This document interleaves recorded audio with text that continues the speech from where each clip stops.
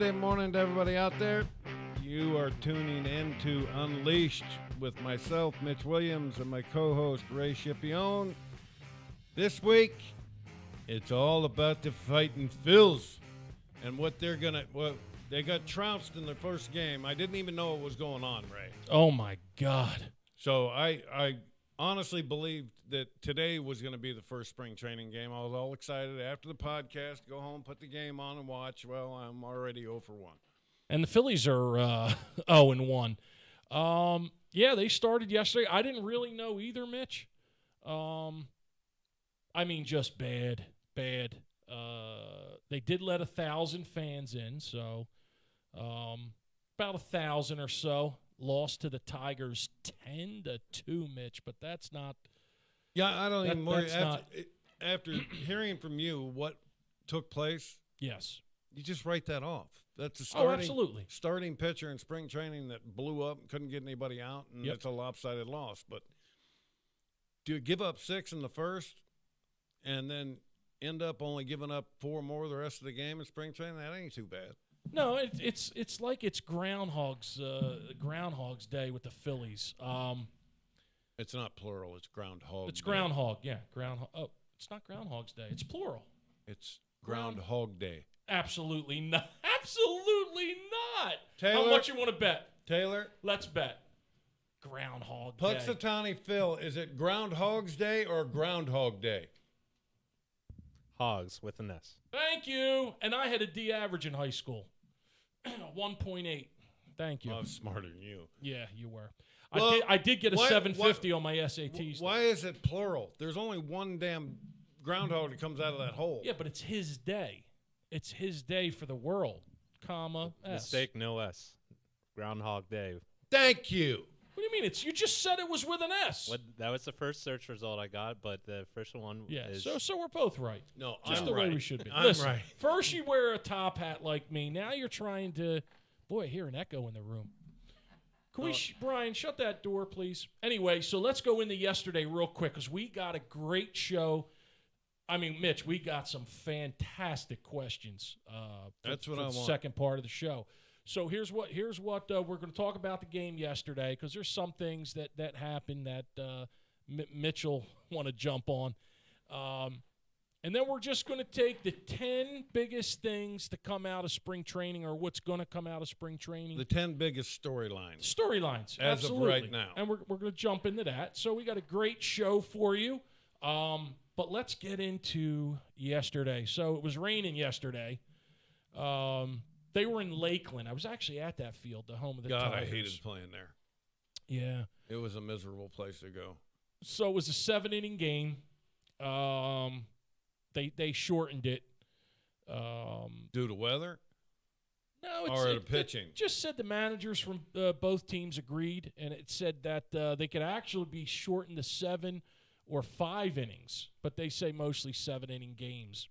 So this will be this to me is shocking that the Phillies would even agree to that. Right. You have so many question marks. Right. And on your pitching staff. Didn't have a spring training last year. No spring training, no minor league baseball other than the camp they had down at wherever the hell they were. Right. The Iron Pigs camp. But spring training is where you get all these arms innings. Absolutely. So why would you take away innings from spring training? You need to add on innings so you can find out what you've got. So let me ask you this. They had a non-roster invitee who's actually, they say he was battling for the 5th starter's job. So he obviously blew up. Ivan Nova. Ivan Nova, we're going to tell you about him. But, Mitch, is he done? Is he done after if an invitee blows up like he did? Is he done or will he get another shot? It all depends on what and this is how stupid it's become. Right. What the radar gun showed. If it showed that his velocity, because you're talking about a guy that came up with the Yankees years ago that was supposed to be a stud. Right. And showed signs of it and then got hurt. So I want to see what the radar gun's showing because if this guy doesn't have maximum velocity, right, he didn't have the ability to locate. So he's not a guy that's going to have much success. Which is what Joe said after the game. So let me – I got some stats because I don't have any radar gun numbers, but I got one. I do have one number. I got one number for you. Go ahead. That he did. So he gave up a leadoff home run. Welcome to spring training. 458 feet to Willie Castro. He then loaded the bases, walked a run in, Mitch. He lasted 1/3 of an inning, and after 27 pitches, his afternoon was over. The Phillies gave up 6 runs in the first, and Mitch, it was just awful. 9 walks. And that's what you're going to see. You're going to see in spring training the guys that spent the winter trying to get in shape for this season, and the guys that were expecting the 2021 season to kind of be a wash. I think there's probably that mindset out there in some of these players that, I'm going to bust my ass all winter long to come to find out that the season's going to be shortened or canceled.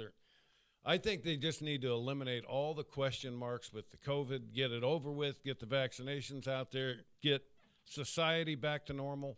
Right. I want to see this left-handed reliever because I do have a number on him. Okay. Alvarado. Okay. In his first live BP session. Okay. 98. Wow.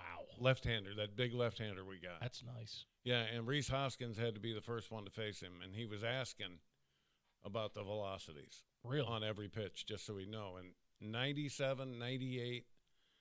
That's what we need out of that bullpen. Well, you bet your ass. We need some big arms and guys that ain't scared. So we're going to definitely we're going to dive into that in a little bit. So just to conclude this, the Phillies gave up 50 pitches in the first, and they got booed after the first inning. That's They're Philly. already booed, Mitch. That's awesome. So let's talk about the positives, Mitch, because again, this is about seeing who worked, who didn't work. There's 2 guys here. So Hazley clearly hit the weight room from all reports. Yeah. Put on a lot of muscle. He started in center field and led off the game with an opposite field home run. Walked, lined out, had a good game. So here's your boy, Scott Kingery. Oh, God, Mitch. I want to see if there's any difference in his approach this spring compared to what he was messing with last year. Well, he was 0 for 3. He batted second, went 0 for 3. Now, they only had 4 hits. Hazley, Somer, Moniak doubled, and then they had 2 hits, didn't he? Moniak? No. Moniak. I'm sorry, I was wrong about that. Moniak doubled, and then there was singles from Chatham played short, and Jeff Mathis, the catcher. So that was their 4 hits. So of course, what does welcome to spring training? What does Joe say after the game? What could he say? Yeah, he wasn't. He said he didn't put his pitches. Like you said, he wasn't spotting his pitches. I mean, Christ. And he's had him. He had him in New York. So he knows what he's got. He knows what kind of temperament Nova's got. Right. It's just a matter of whether or not he still has it physically. And that's what they got Matt Moore. They got Nova. They got a kid named Chase Anderson. Or not a kid, but a guy named Chase Anderson. These guys are all competing. And I pray to God that Joe Girardi pulls Velasquez aside. Right. And says, you will never start another game in a Phillies uniform. If you want to pitch here and be a part of this organization, right, you need to get the mindset of a reliever and come to the ballpark every day ready to throw the baseball as hard as you can throw it. He does that, he automatically makes himself invaluable to this bullpen. Well, I'll tell you what, the one thing, if someone asked me what's one thing that Mitch says over and over about the Phillies last year, it is how, and Larry Bowa even said it when we were just casually talking about the bullpen. You said that those guys came out looking scared. Yes. Every night. It reminds me of the guys, because they've been showing a lot of former fights of Mike Tyson. They're scared before it even started. The fight was over when he was 19, 20, 21, yes, the fight was over before they said throw punches. And our pitchers had the look of being shell shocked, like you said before. No one did. Our boy JoJo was the only one with the Red Bull squashing the can on his forearm. That's the shit I want to see. It That may be silly to some people, but I'm sure it comes across as silly to a lot of people. But the bottom line is, the guy is coming into a big league baseball game, right? And he's showing that opposing lineup, I ain't scared of you. Absolutely. And it was almost to a man last year with very few exceptions. It was fear. Absolutely. And hitters I cannot say this enough. Hitters pick up on everything. Sure. And the minute they see a question on your face, you're done. That was the one thing that you said. If I that was your tagline. Did you see the look on the reliever's face when he came in last night? You would tell me every time I saw you. Did you see how scared our pitcher looked coming into the game? There's no mistaking it. No. And the game of baseball is 95% perception. And no one will ever convince me different. Right. Because I've watched pitchers. Mike Williams, perfect example. Okay. Mop-up guy here in Philly. Right. Back in 93. Nicest guy in the world. Threw 82 miles an hour. Had a decent curveball. Was he a lefty? No, he's right-handed. Throwing 82. Throwing 80. Oh, my God. 82, 83. And they bring him in a game. And I completely lost my train of thought, right? Well, no, you were saying about makeup of a guy. Oh, yeah. He would come into he was mild-mannered, and then when he came into the game, that's where you kind of left off. I guess he was a maniac, like he was. Oh, no, this is a story I was going to tell. Okay. About perception. Yes. Well, when Mike Williams left Philadelphia, he went to Pittsburgh. Okay. He's a mop-up guy. Yeah. Goes to Pittsburgh. They make him the closer. Oof.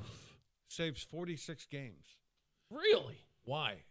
How does a guy that was a mop-up guy getting beat around in Philadelphia go from Philly to being a closer in Pittsburgh? And Philly's a tough town. We were fighters. You want to know what perception is? What it? Because now, when Mike Williams walked through that gate in the outfield, it wasn't Mike Williams, the mop-up man, walking through the gate.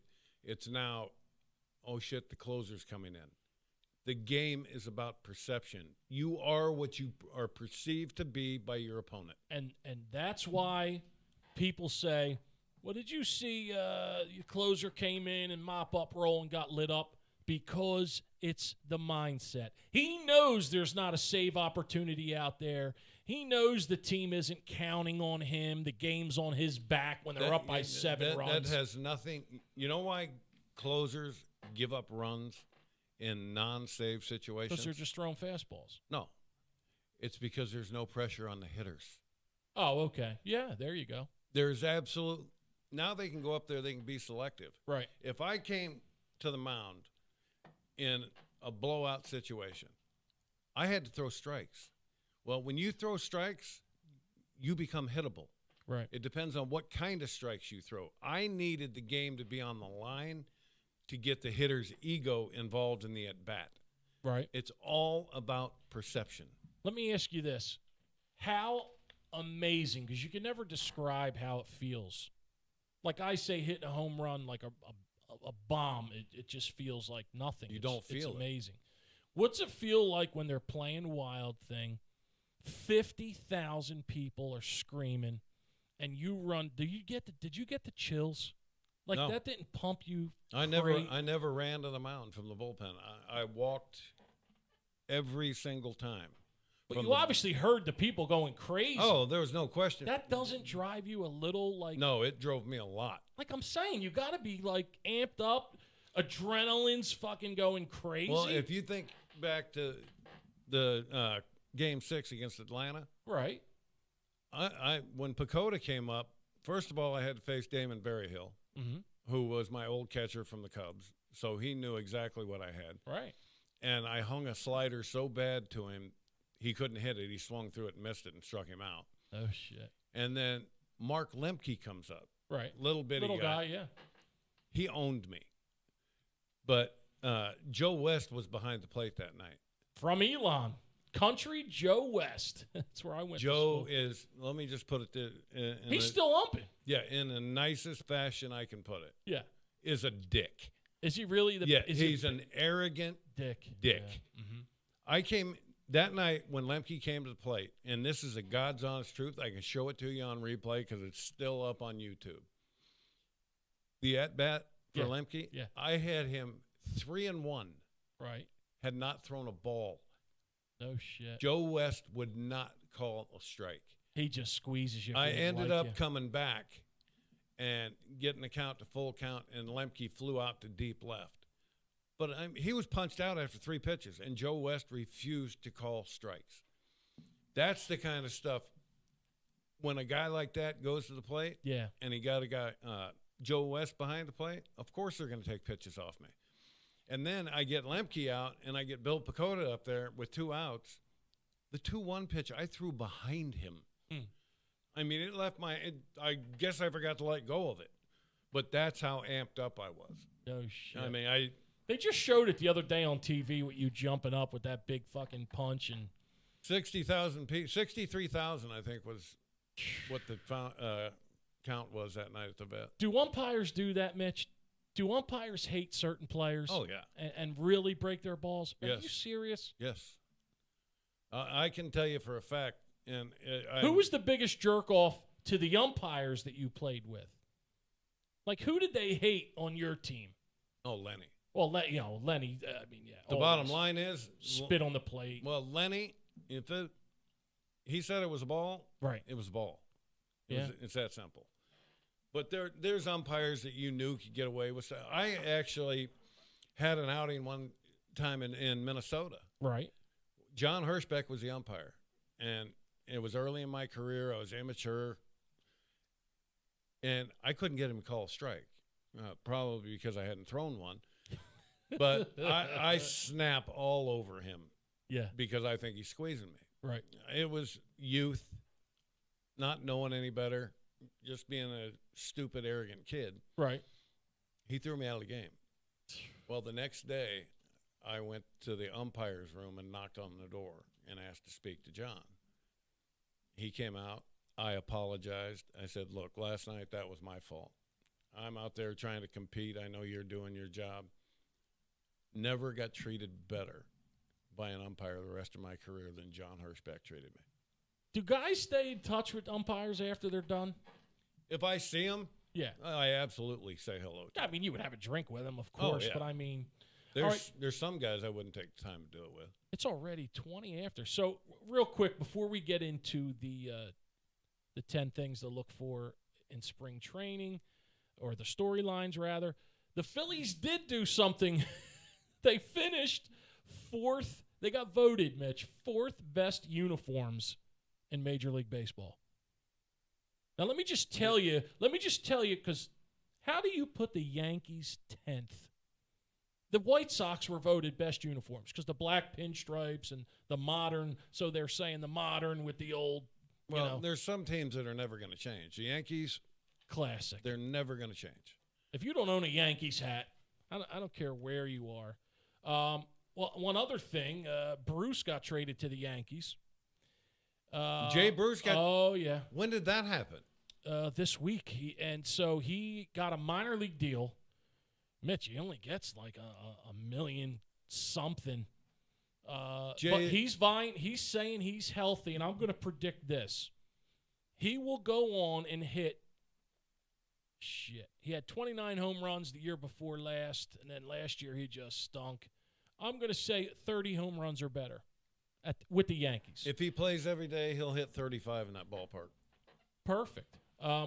We have a question about that, too, in the 9 for 99. Well, let's get to the 10 storylines. Yes. So these are the 10 storylines for spring training. We're going to dive into this real quick because we've got about 10 minutes. So the most interesting things, we'll call them.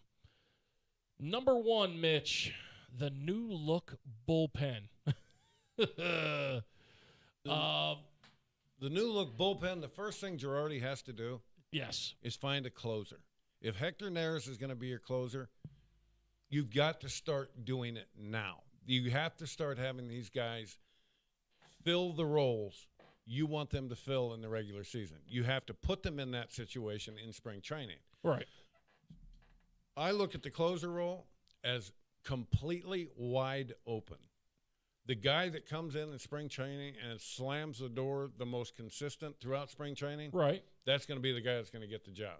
You think JoJo will get a look? He should get a look, without question. JoJo, the other left-hander that we just got Alvarado. Alvarado. So they brought in a bunch of veteran hurlers. I can't talk today. Archie Bradley, Tony Watson, Kinsler, and Alvarado. I mean, they got some guys in their prime, some past their prime. Some never had a prime. Homegrown talent, like you said, Neris and Brogdon. Brogdon is not, unless something drastically changed in his mental approach. Yes. He was the guy that led the fear campaign coming out of that bullpen. He was the guy that showed it the most, in my opinion, being afraid on the mound. And they're looking for fierce competition. So that's the first thing, storyline. Number 2, Mitch, healthy Realmuto and Hoskins, how important that was. Shit, just to sign Realmuto made us very happy because I didn't think, I know you didn't think early on even, after what they did to him with arbitration for 2 years. But there must have been no other offers. I don't think so, Mitch. We hit, like we said before, the perfect storm, the perfect year for the Yankees not to be throwing, $200 million, $150 million. The Mets, it just seemed to work out for us. Of course, he does have a broken finger, and Hoskins has the surgically repaired elbow. They say he may be ready for the start of the season, but both of these guys, obviously, 2 of our top 3, they're probably going to hit 2 and 3 or 2 and 4, whatever.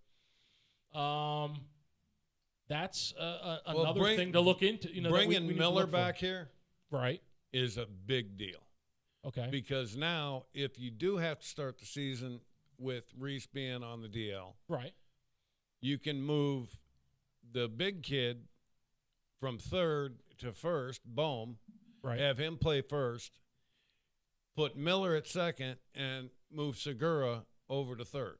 Like they did last year, yeah. Yeah, they've got – Joe has way more options. And sure. If nothing else, right, I don't even want Kingery walking across the infield. Mitch. Keep him in center field. Let him vie for that spot. If he earns it, he earns it. He's halfway through a $24 million deal that he got, I have no idea how, before he ever played a day in the big leagues. So this is going to be a $24 million ass kicking the Phillies are taking if he doesn't turn it around. And if people say, well, why does he keep getting chances? I'll give you 24 million reasons, That's Mitch. the only reason. And that's what sucks about baseball. You could have a guy get drafted in the 20th round who's kicking ass that's signed for $20,000. He's got to go. And they're not going to throw $24 million away, except the Eagles. But that's another question. He's going to play out that contract. Oh, of course. It doesn't matter if he's playing it in Double-A. Shit. Sweeping up peanuts. You know what Crucky signed for? $20,000, wasn't it? $500. And a bus ticket to Walla Walla Walla. What a great name. Lifetime 300 hitter. Yeah. Number 3, we're going to do 5, take a quick break, and come back. Number 3, what's the plan for Spencer Howard? I know what you're going to say because you think this guy's really hurt. I think he blew his shoulder up last year in a start. Okay. The Phillies made barely any mention of it. Okay. So that's what I'm going to be looking for when I watch him. Is he free and easy? Is it coming out at 97 or is it coming out at 87 or 83 like it did in the start that I believe he hurt his shoulder in last year? So he's a big question mark for me, not only from a health standpoint, right, but just from an aggressive standpoint. Okay. Number 3. Do you think we're going to see are we going to see him on the mound, Mitch, throw a pitch and then just grab his fucking arm and that'll be it? Tommy John? Surgery? I don't think it'll be Tommy John. No. I think it's got something to do with his rotator cuff or his labrum. Okay. It might be his bicep tendon. But any of those 3, they're fixable. But the longer you go with them, the worse off your mechanics are going to become because you're going to compensate for the pain. And I watched him do that last year. I watched his arm slot drop.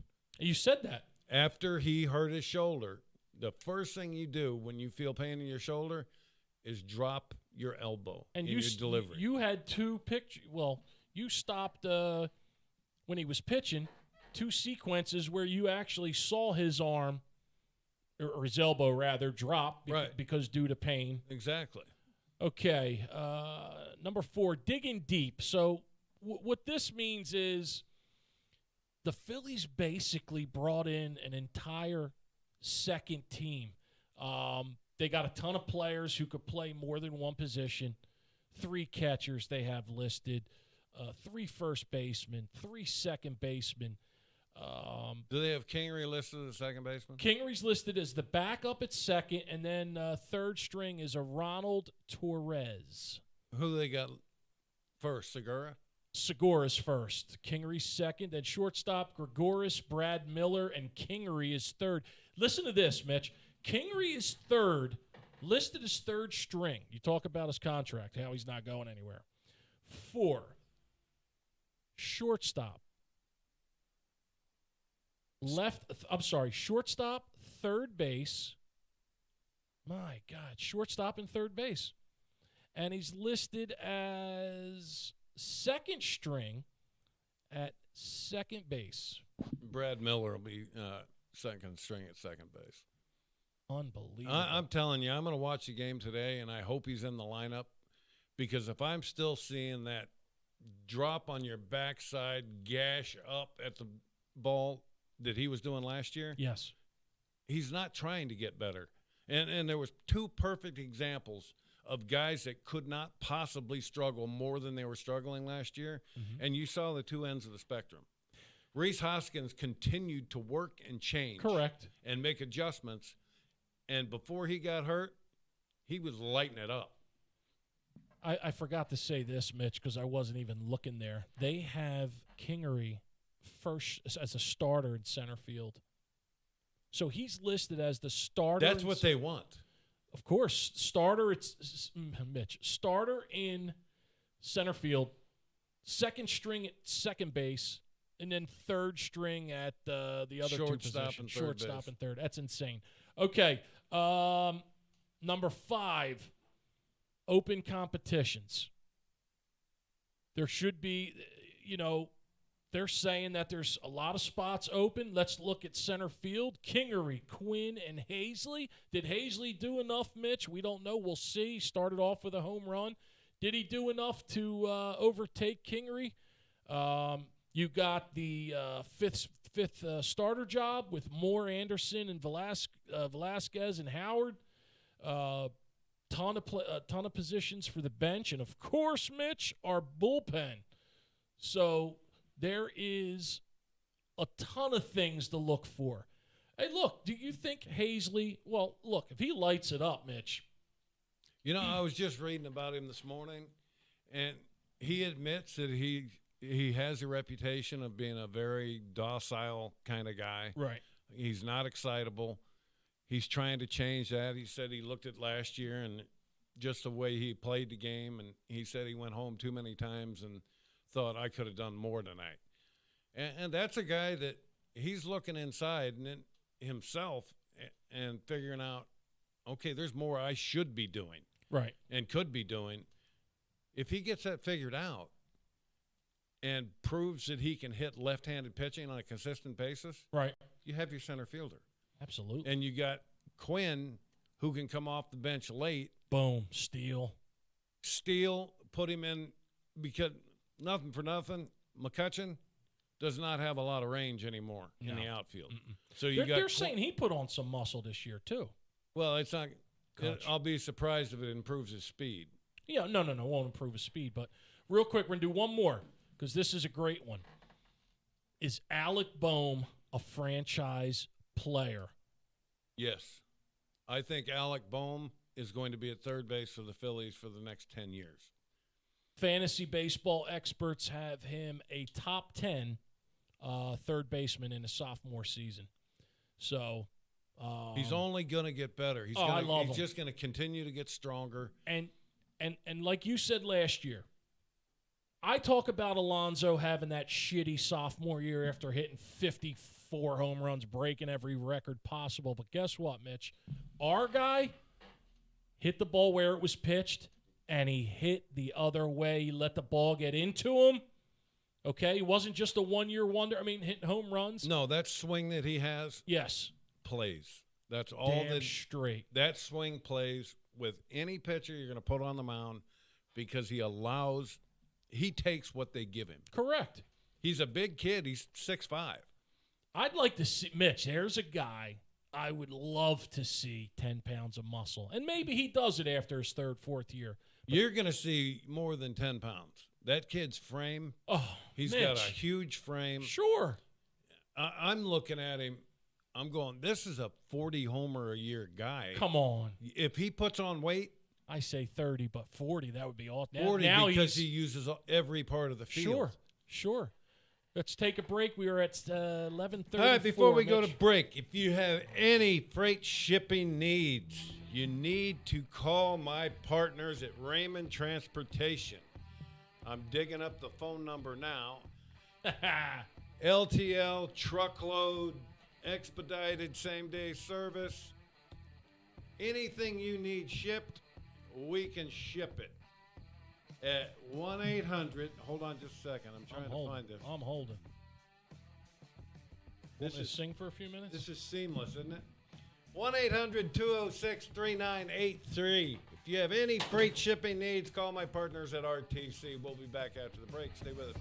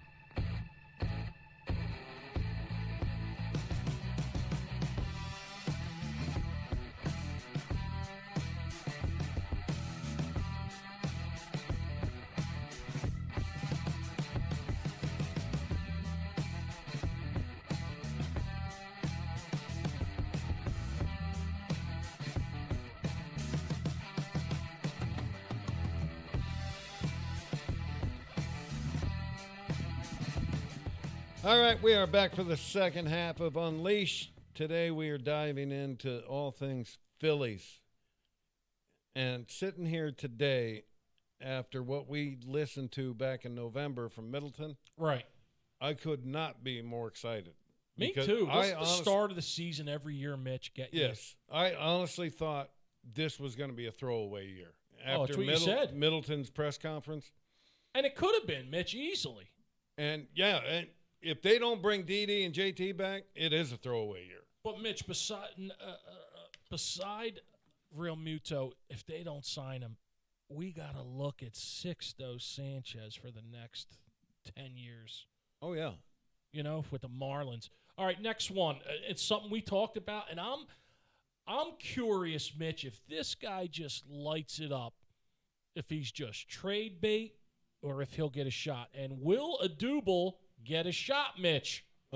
he's absolutely going to get a shot. Okay. If he has a better spring training than every other center fielder down there, they're going to keep him.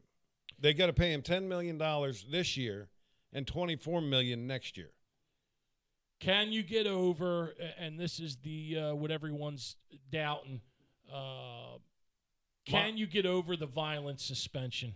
My opinion, there is never an excuse for that. Never. And I mean, look at Ray Rice for the Ravens. I think he disappeared off the face of the earth. Second chances after that, to me, are unwarranted. Yeah, that's next. Scott Kingery post-COVID.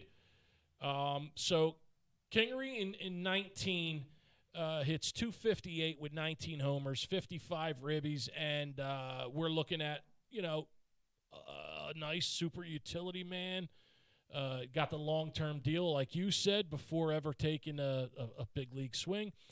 Last year, Mitch, as we lived through, 159, 3 home runs, missed half of the games, had COVID, and they're saying that he's 26 now, reported to camp slimmed down. Well, I don't understand. They're saying that his bad season was caused by COVID. Normally when you get sick, don't you get weaker and smaller? Yeah, why wouldn't you come in bigger and stronger? Yeah, and he's coming in lighter. In my opinion, his bat speed and approach, everything last year was so wrong. If that doesn't change, he can come in built like Lou Ferrigno. It does not matter. Lou Ferrigno, the Hulk. Next, our last two. No DH, no problem. So, what are your thoughts? We got rid of Jay Bruce. There's really nobody, at least for now, that is planned for the DH. In the I National think League. it gives us the best chance to make the postseason. Well, now they're saying, hold on, Mitch, there's no designated this year, at least for now. This could change. There's no designated hitter planned for the National League. So we'll see what happens there. That's a bargaining chip. Okay. All this crap, the expanded playoffs, the owners are going to try and get that pushed through again like they did at the beginning of last year. That shouldn't happen.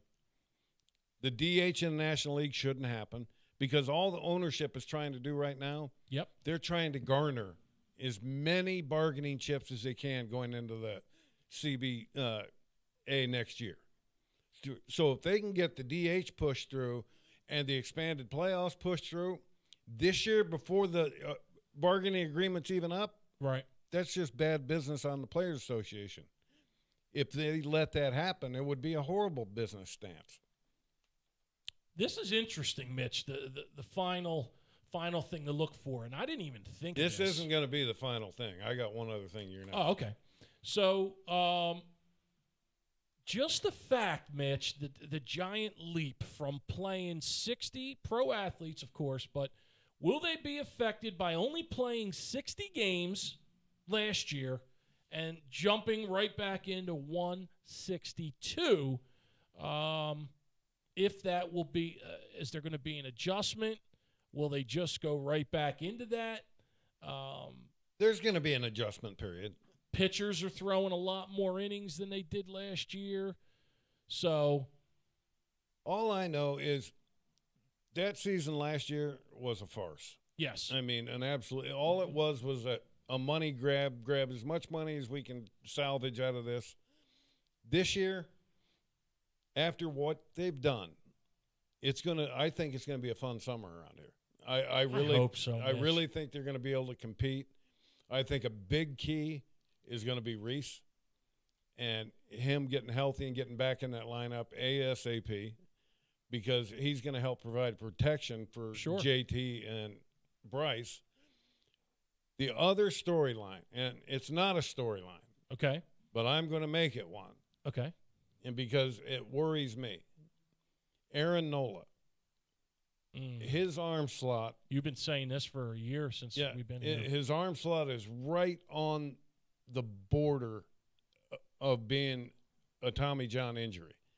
if he can't get his elbow elevated a little bit more right in his delivery to get away from being under the ball, he's got Bugs Bunny movement on his pitches. Oh, yeah. But he has to be on top, and he has to allow his lower body. He can't start down that mound until his arm is up. If he doesn't get that fixed and consistently keep his elbow up, you're going to be looking at him, because after you turn 25, and he's 27 now, we checked that earlier. Yep, 27. You start to lose flexibility. You start to lose that youthful strength that you had. This is when injuries are going to happen.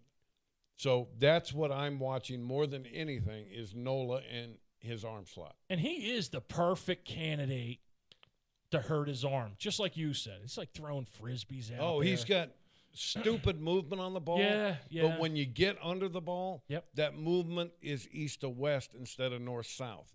It's what happened to Halladay. Did you get vaccinated, by the way? No. Not to change subject? Okay. I've never gotten a flu shot in my life, and I'm not going to start now. Because I had both of mine, and, then you got to wait 2 weeks after to be fully.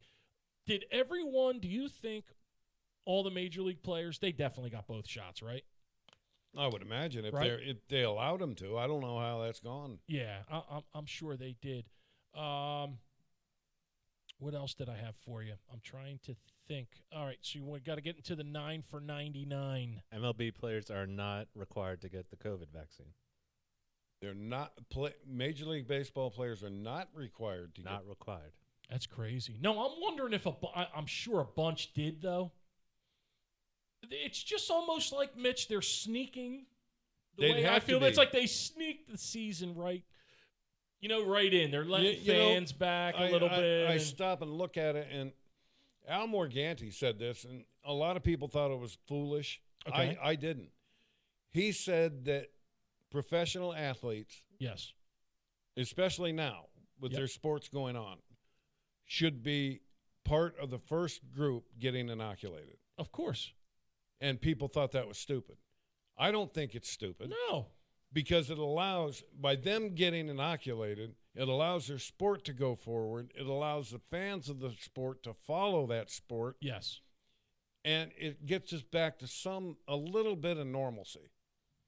I got to tell you, Mitch, you got to watch Real Sports this month. It just came out, I think, last Tuesday. So with Bryant Gumbel? With Gumbel. So it's going on how crazy parents are. And you and I know this. So all these travel teams, Mitch, they stopped playing in California. So then all the California kids went to Arizona, started a huge – and they go to these cities where there's no COVID, and they call these cells like these ISIS cells, these sleeper cells. So then they go into these towns, and now there's hundreds of COVID. Like, they just can't – they're so crazy that they have to play these youth sports, that they just do what they want, Mitch. They don't follow any rules. They go to different states. So, like I said, California stopped playing. Oh, they're playing in Arizona. Let's take – Mitch, they closed high school. High school coaches made teams up with their rosters, which is illegal to do in New Jersey. You're not allowed to be a coach and have all your kids on the summer team. And they would go under a different name, and it's just a high school team. You just got to watch it. It's insane. But let's get to the 9 for 99. Before we start, Mitch, I want to give a quick shout-out. We have a fan in Canada who actually – I have lots of fans in Canada. I didn't even realize that. So, Mitch, he's Dan from Canada, loves the podcast. We just want to say hi, Dan. Thanks, what's up, Dan? Thanks for listening. Great first question from Dan. Almost seems like because he gets real technical with this question, but Dan from Canada, who was the biggest party animal? Let me finish. Who was the biggest party animal, heaviest drinker on the 93 team in the training room, Mitch Williams? That is classified information. Really? I mean, this guy must have been there, it sounds like. So tell me about this training room, Mitch. The training room was our nightclub. Really? Was the trainer in there with you? Oh, yeah. All the guys that had to get post-game therapy, ice, whatever, Crucky, Dutch, Lenny, we all just went in the training room, drank beer, and talked baseball. No girls ever came in? No. Yeah, no, it was just us. Our wives didn't like us much because I didn't get home before 5 o'clock in the morning, probably 3 times all year. So it was a great thing. It was unbelievable. I had never been a part of anything like that where you just sat around after normally there's a race to get out of the clubhouse. Sure. I've been on teams that 5 minutes after the game, there's no one left but clubhouse kids in there. Yeah, well, they got to go party, groupies, the whole bit. That team was all about baseball. It was every single night we were in the trainer's room. Just beer, nothing else, beer, nothing hard? That's it. Unless you're Fregosi and he had a big one of those solo cups full of scotch. Really? Oh. So you got to answer the question. Who was the – well, not like there was a party. It sounded more like it was just a drinking club. Yeah. So who was the heaviest drinker? It's hard to say, honestly. Okay. I mean, did you go in? Let me ask you this. Did you go in to get hammered? No. Or was it just a case of beer, let's talk and have a good time? It was just something we drank after the game. If there hadn't have been beer, right, it'd have been soda, anything. I mean, you guys couldn't get drunk anyway with that crew. Christ, no. you'd need a beer truck. So thank you, Dan from Canada. Get us some listeners there, please. Number 2. Ryan from Hamilton, how often do you think about the 93 World Series, and does it still bother you? I think about it often, honestly. Really? And yes, it still bothers me because, as I've said 1,000 times before, it letting down my teammates, that season was, special. Like I said, the best baseball season of my life. But isn't that enough, Mitch? The fact that you had a team, no. and it doesn't go unrecognized nationally. I mean, everyone talked about that team as a fun bunch, a close-knit group of guys. That's all we had. We just had each other. Just weren't picked for nothing. No, we were picked to finish behind the expansion Marlins that year. Jesus Christ. So everything we did that year, I never experienced. I never experienced 25 guys like that, all with the same goal. Wouldn't it have just been special to put a ring, even though you get a ring for the National League Championship, wouldn't it have been just icing on the cake? But you know what, Mitch? You still got all that. Like, I look back at things and smile. I mean, that's what, to me, you want out of life. Oh, yeah. Material things go away. Yeah, they come and go. But they're fun. Like, you get a car, watch, whatever. That's fun for a week. You know one of my favorite things in life is? What? Pictures. I know, Mitch. I know. I agree with you. I'm not an autograph guy. I was a picture guy. My wife and daughter bought this picture frame that is sitting on one of the cabinets in our living room. The digital one? It comes all the pictures off our phones and everything, and it just plays on a loop. And I just get lost in that thing. I know. I sit there and I look and I go, God almighty, I look at my kids, and now my youngest turned 17 in 3 days. And he's a baseball player. Yeah. So he's young as a senior. Is he a senior? He's not no, a senior. He's a junior. Oh, Christ, he's got another year. Okay. Yeah. That was a good question. Number 3, you're going to love this, from Jim in Woodbury.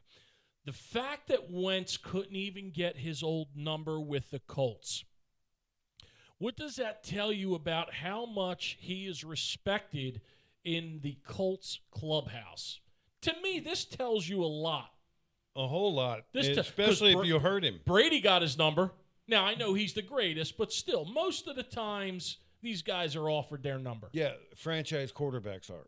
Correct. Carson Wentz is not a franchise quarterback. And Pittman, he's going in to be. Pittman treated him exactly like he should have been treated. That's Pittman's number. So you don't think it has nothing to do with this is not a preview of lack of respect yes, for him? I think it absolutely okay, is let me a ask you preview. this, Mitch. Let me ask you this. Okay, he's a guy that won the Super Bowl, had 3 very good, an MVP season, 2 respectable seasons. Does he get his number? Who? Carson? Yeah. Let's say he went in the opposite, on the top of his game. Oh, he'd have got his number. Really? Oh, yeah. So it's a respect. That's got it. It's absolutely a respect thing. You got it. Number 4, when Harper goes on TV and praises Dombrowski, what is he saying about how things were before his arrival? Gary from Vineland. Gary, that's another good question. That's a great question. Great question. Because Harper was quoted as saying, I didn't think we were going to do nothing. Yes, I read that. Then, okay, I'm telling you, he's here now. If JT had not been re-signed, yes, they would have lost Bryce. Absolutely. I mean, mentally. Well, he probably would have started that shit like these NFL quarterbacks are all doing. Russell Williams, all these guys, they want to get traded. Yeah. Good question. Number 5, your thoughts on, which you didn't, I guess, know, but your thoughts on Jay Bruce signing with the Yankees, Andy from Hamilton. I think it's a great sign for the Yankees. Jay is still, he's got one of those swings that's just built to hit the ball out of the park. And he thinks that, I know I read an article that he's got some high hopes. He thinks that he's healthy. That he was injured last year and he's ready to go. This, Mitch, number 6, I've been waiting. Since I was asked this, I've been dying to ask you. This is from Mike in Hamilton. Was Jim Eisenreich's Tourette's syndrome very noticeable in the clubhouse? And did you ever witness any outbursts? No and no. Okay. It was spring training started it all. Okay. And if you ask Jim, that 93 team was the only time in his career that he was comfortable. Yeah, he never worried about it because he had a nice swing. We were in spring training. Right. And it was after a game. Me, Crucky, Dutch, a few of us are sitting there drinking beer. Mm-hmm. And Izzy is on the other side of the clubhouse with his bow. With his bow? Yeah, hunting like bow? a hunting bow. Yeah. And Crucky said, Dahmer's over there picking which one of us he's going to eat. They called him Dahmer? Oh, Crucky immediately got on it. To his face? Oh, yeah. Oh, come on. Did he laugh about it? Yes, and that's what he said. Everywhere he'd ever been, people had tiptoed around the fact that he had this disease. Yeah. Tourette's syndrome. Yeah. Okay, he's got Tourette's syndrome. There's guys in that clubhouse that were a lot more fucked up than him. Yeah, he had that little sniffling tick that he would see on the... Honestly, you never... There was a lot of people wanting to get his medication. Why? What was he on? Well, for Tourette's, they prescribe Quaaludes. Come on, Mitch! Yeah, I don't know what a Quaalude does, but that's... So let me tell you about Quaaludes. I've never have any. I mean, I heard they were fantastic. So it was a sleep aid. Yeah. Okay? And who would ever think of this? So it was a sleep aid for... people that couldn't sleep. So Insomniacs. They found out, Mitch, if you would fight the urge to go to sleep, you got this euphoric high that was very numbing and very, you know what I'm saying? Yeah. So that was a Quaalude, and they. Well, that's what Izzy was still on Quaaludes. That's amazing. I think I'm going to say that 90% sure that was the medication that he was on. Because I guess it would calm him down. So you never walked by him and heard jerk off. No, Izzy was one of the, honestly, sweetest people I've ever met in my life. He's just a very, very good guy. Great hitter. Number 7, Boa. I just saw this too. It's funny how when you see people and then you start seeing stuff about them, and like I sent you the Larry Boa trash can from the 70s. Larry Boa is regarded as the best shortstop in Phillies history. Do you believe he is or J-Roll is? And this is from Dell from Hamilton, Johnny Dell. Okay, so he's regarded as the best shortstop. Do you believe he is or J-Roll is? And the end of the question is, who would be your shortstop if you're picking a all-time Phillies best shortstop, Mitch Williams? This is no disrespect towards Jimmy at all because I absolutely loved him. I loved the way he played the game. Yep. Give me Larry Boa. This is how I always approached my fielders. Right. Give me the guy that's going to make the routine play every single time over the guy that's going to make the spectacular once a week. Larry Boa was going to make every routine play. J-Roll had more range, more athletic ability than Bo, more power at the plate. Sure. But Bo got 2,700 career hits, if I'm not mistaken. Yeah, how about that? This is a guy that, and I've said this to him, Bo is not a great athlete. He had to do everything on the baseball field fundamentally perfect to be the player he was. I mean, this guy, Mitch, got cut 4 years in high school. Never, yeah. And you didn't even realize that. I didn't even know that. Because that's his story that he tells. Real quick, I'm looking up John Kruk because I didn't really know. He finished exactly on 300 because he was playing in Baltimore with the White Sox. He got an at-bat. He knew if he got a hit in his first at-bat, that put him at a 300 lifetime average. So his first at-bat, he got a hit, got to first base, walked off the field and drove back to West Virginia, was at home in West Virginia in time to watch the end of the game on TV. Really? Yeah. Mitch, I am shocked. I am absolutely shocked. You're right, career 300 hitter. He only had 1,170 hits. That blows me away. That blows me away. I can't believe it. 100 home runs, 200 doubles. I can't believe, because I was going to ask you about Hall of Fame, but no way. No, Crucky doesn't have Hall of Fame numbers. He was just a guy that was fat, could roll out of bed on Christmas Day and get 5 hits. Reminds me there was a lot of guys like that, right? Like Al Oliver was a 300 hitter his whole life, usually. Scoop, yeah. You know Don't what I'm play saying? that sumbitch in racquetball, I can tell you that. Number 8, Mitch. Now that baseball season, now that it is baseball season, do you ever get the itch to coach, or is watching your son enough? Sharon from Philly. Sharon, that's a great question. I love the game. I hate the direction the game's going in, but I live to watch my kids play. And I've got one left. He's a stud at the house that I get to watch play football and baseball. And that kid hits. I will come to watch him play this year because that kid, at least in practice, he hits. And right at 12 o'clock, Mitch, number 9. Now that he has resigned. Resigned. Oh, I'm sorry. Resigned. Resigned. Yep. Now that he has resigned and we know how good Sixto Sanchez is, are you still happy with that trade for Real Muto? Yes. Ray from this room wants to know. Yes. So right now, if you could go back, you wouldn't take Sixto Sanchez. Who would be better for the Phillies right now?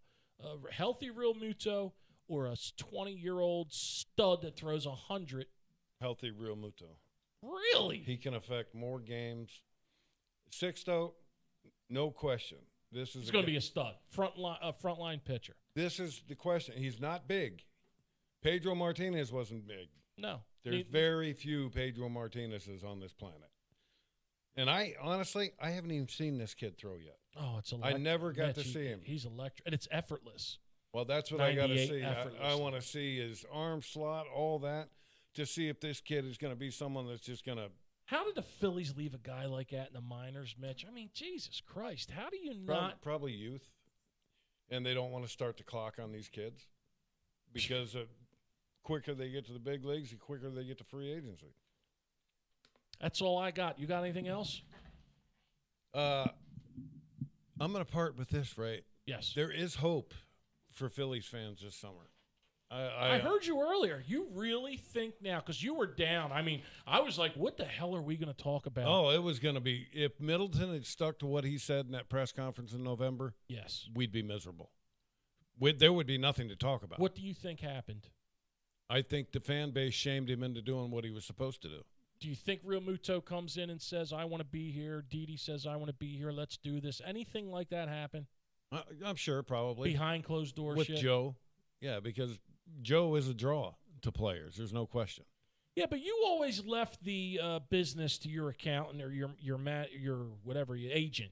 So do these guys today get personal, or is it just your agent does everything and calls you when you get signed? You know what I'm saying? Yeah, the agent has a big part of it, but any player that gives his agent power right to make decisions is making a huge mistake. All decisions involving your career should be made by you and your spouse if you have one. Because an agent is going to look after himself. Of course. He gets how much? 30? No, 3 to 5%. So let me ask you this. Do you really need an agent? Like, could your father or can any father represent their son or Sure.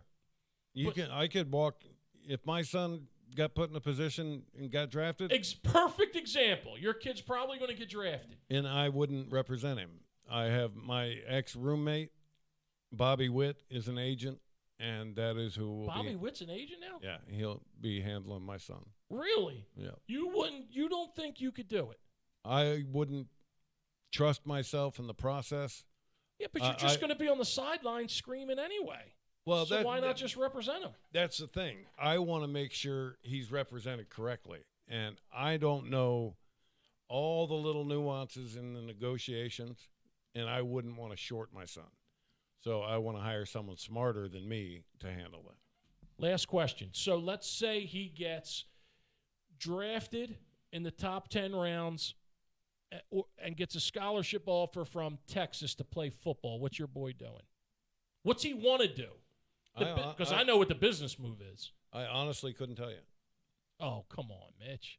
You wouldn't lead him into baseball? I would. It's such a hard life. I would try my ass off to get him to play baseball. But the bottom line is he's got to be happy doing what he's doing. And I know what he's going through. The only difference is football was my favorite sport growing up. Me too. Hands down. It wasn't even close. Still is. But I didn't have anywhere near the ability in football that my son has. He mashes, dude. Yeah, that's all I got for you, Mitt. 12:03. We did all good. right, people. We will be back here next Monday at 11 o'clock. You all have a great week.